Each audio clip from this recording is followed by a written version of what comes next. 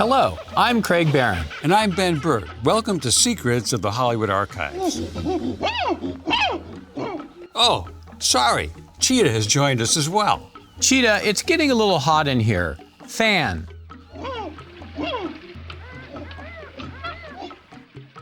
That's better. As filmmakers, we've witnessed a tidal wave of technological advancements over the years, transforming our understanding of how we make movies today from how movies were made in the past. There's always a danger that knowledge of the past could be washed away and forgotten if classic movies aren't talked about and preserved. The story of Tarzan begins in 1931.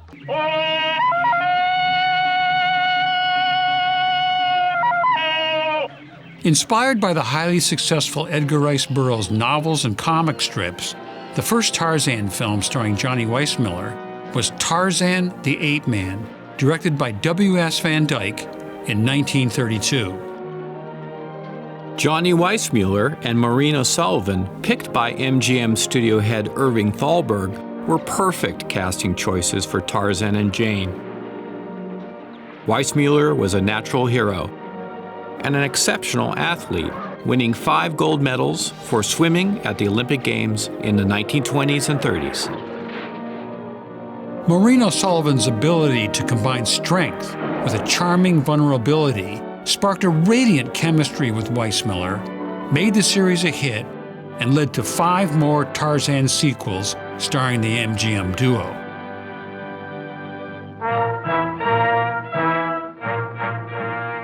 The hope was to shoot Tarzan in Africa. However, MGM took a second look at just how risky it would be to film in that location. The year before, they proved it could be done with the success of Trader Horn, but the sacrifices had been enormous. The film was plagued by constant accidents and delays. The African climate damaged equipment. Crew members fell ill from diseases. Some sustained severe injuries, and others tragically lost their lives filming wild animals. The expenses of supporting the crew on location soared, turning the production into a nightmare. Consequently, MGM decided against making their Tarzan films in Africa. Instead, they would take advantage of the extensive archive of Trader Horn sounds and stock footage gathered of landscapes, wild animals, and African culture, which could be intercut with Tarzan material.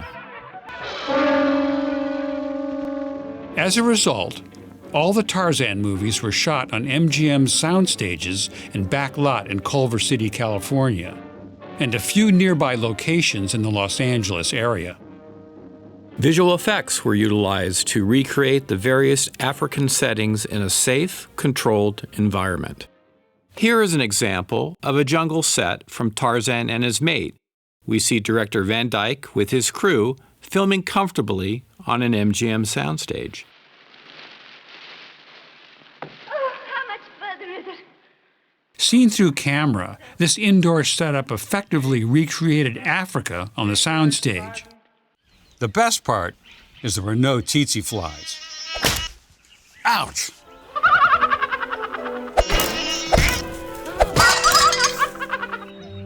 The filmmakers also relied heavily on matte paintings created in the MGM matte department.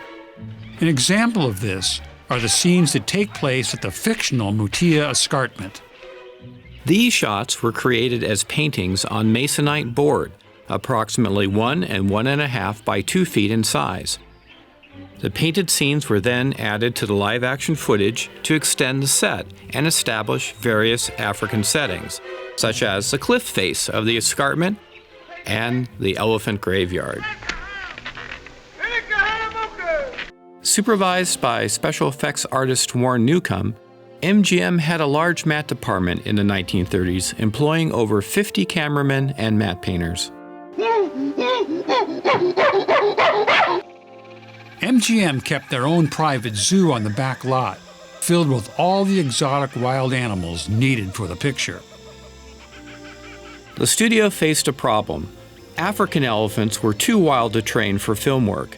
They turned instead to Indian elephants as a solution, but there was one noticeable difference. Indian elephants had smaller ears than their African counterparts. To correct the difference, the MGM prop department created prosthetic elephant ears for the Indian elephants to wear in various scenes, including the elephant stampedes. Fortunately, they abandoned this idea in later Tarzan films, as the prosthetic ears never really looked very convincing and had a habit of falling off during takes. Of course, at some point, Tarzan and his family are attacked by more vicious animals. You've heard of MGM's mascot, Leo the lion, but how about Mary the rhinoceros? Mary appeared in nearly all of the Tarzan films, and for safety reasons, the sharp point of her horn was filed down, as rhinoceroses like to impale their prey and could seriously hurt whomever she was chasing. That's not funny, Cheetah. I'm Gawa. I'm Gawa.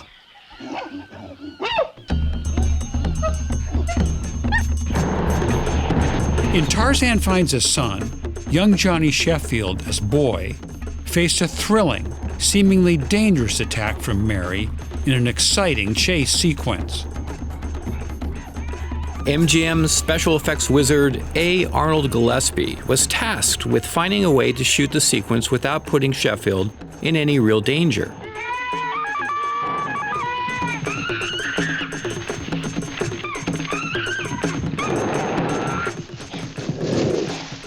Gillespie's plan was to film Mary separately by first having her charge at the camera from within a fenced-off section of jungle set. This footage was then projected onto a large screen placed behind Sheffield, who was ready to jump out of the way of the projected image of Mary. The result is a dramatic shot that shows Boy narrowly dodging the charging rhino, and was so successful that it was reused again and again throughout all the Tarzan films. I'm Gawa. Another unique creative choice was not to use a musical score. Except for the opening and closing credits, only sound effects were used to create the mood of the drama.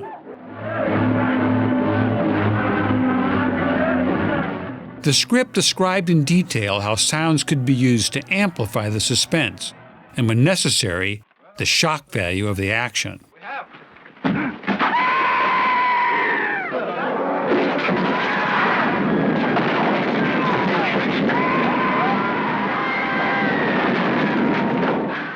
Speaking of sound effects, Ben, how was a Tarzan yell recorded?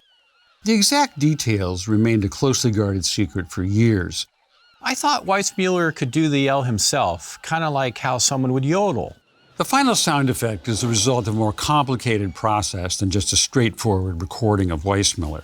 Assistance was provided by the MGM sound editing and music departments. Weismuller performed 2 yells, one at F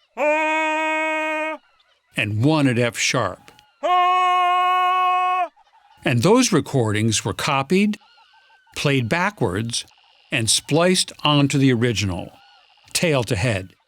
This extended sound made the yell as strong at the end as it was at the beginning, as if your lungs never ran out of air. But there was one more key ingredient: the high-pitched yodeling injected into the middle of the yell. This sound was too high an octave for Weismuller to perform. Instead, the music department recorded notes from this instrument, a clarinet.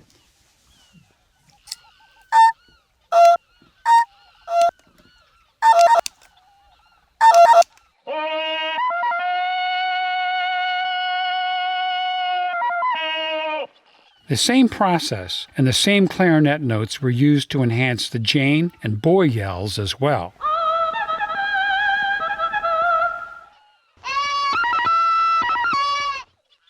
Overall, these additions made the sound superhuman, fitting for the king of the jungle. Audiences have loved the Tarzan films and their sequels for generations. The timeless appeal of the jungle heroes swinging through the trees, battling villains, and living with exotic animals has captured the hearts of viewers around the world. We've reached the end of our journey for now. Don't miss our next adventure. Until then, keep enjoying the magic of the movies.